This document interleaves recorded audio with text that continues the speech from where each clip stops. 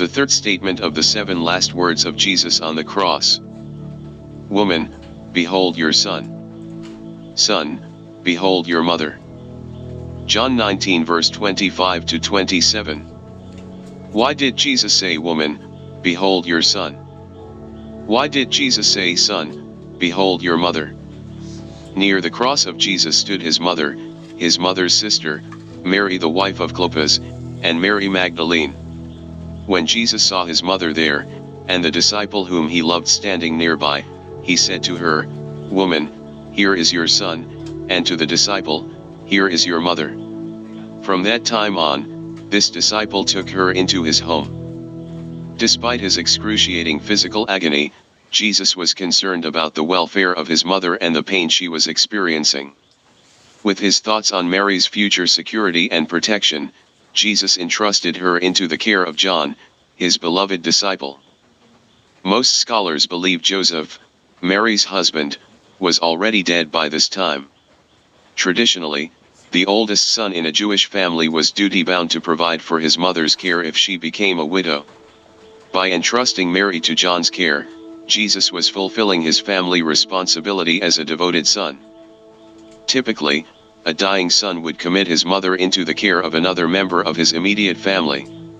In the case of Jesus, that would have been James, Jude, or another male sibling.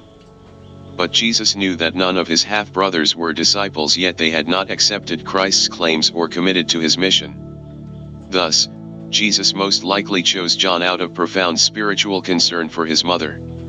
Even in death, Christ was focused on spiritual matters. Jesus tenderly provides for his mother at his death. He saw her standing by and knew her cares and griefs, and he saw John standing not far off. So, he established a new relationship between his beloved mother and his beloved disciple. He said to her, Woman, behold your son, for whom, from now on, you must have a motherly affection, and to John, Behold you mother, to whom you must pay a sonly duty.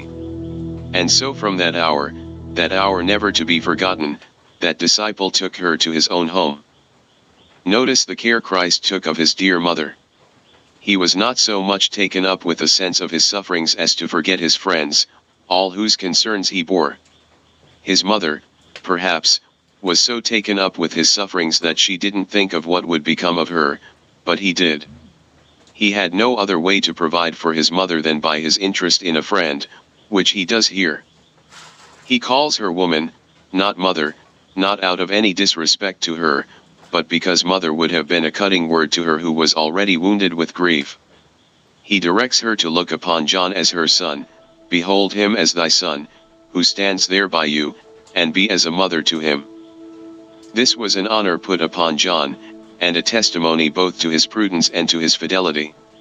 If he who knows all things had not known that John loved him, he would not have made him Mary's guardian.